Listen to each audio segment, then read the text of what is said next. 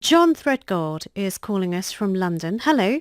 Hello. Hello. So you're still on Brexit, and you're very welcome to talk about it with us.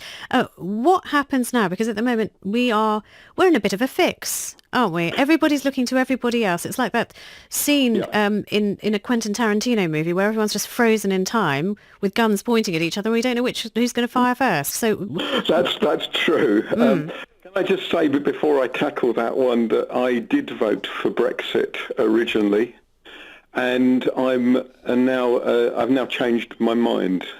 right. Okay. So. Tell me about your journey, as they say. It is a journey, Yeah. yeah. Tell me about your journey, John. I voted Brexit largely for three reasons. One was the appalling way that Greece was being treated, with sort of pretend and extend bailouts that were really designed to bail out the German banks, and austerity on steroids.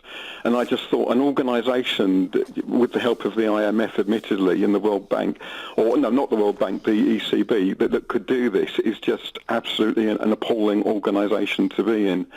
And I voted Brexit because the Eurozone is like a Euro disaster area for the Mediterranean countries, and it still is. Italy is in crisis.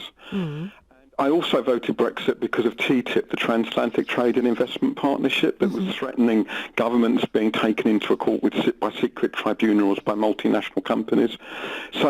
And also the European Army. So Right. That we know the start of your journey. I mean, the European Army is something that a lot of people contest and say that is not a thing that was going to happen. But let's take that as let's start of where you were politically before the referendum. Then tell me what happened. Why are you now? I mean, it sounds like you're a reluctant Remainer, but it sounds like you're telling me you are a Remainer. Why is that? reluctant Remainer. I'm a Okay. reluctant Remainer.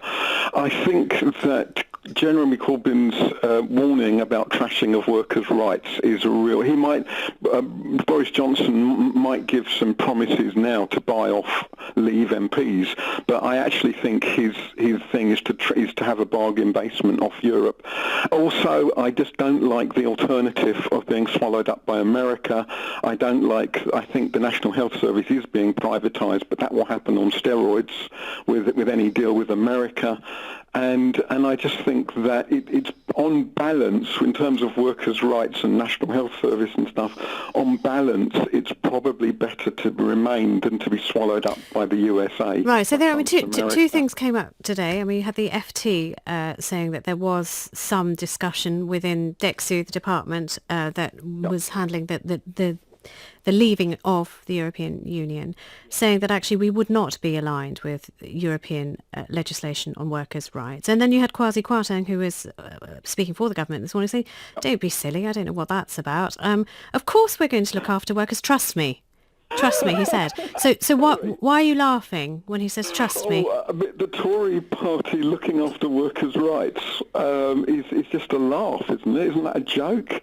They introduced, did they introduce 0-hour contracts and all sorts of things? I just think that workers' rights would be trashed. The idea is you trash workers' rights, you reduce the pay of people, you increase the profit margins, and you're trying to compete against China. So despite that anti-globalization and then what you deem to be the cruelty shown to countries like Greece, Yeah. this is the lesser of two evils in your point of view, and so you'll Yes, go sure, Remain it's now. not good.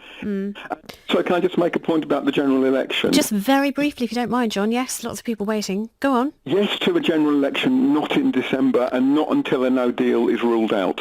Okay, John. Thank you very much indeed.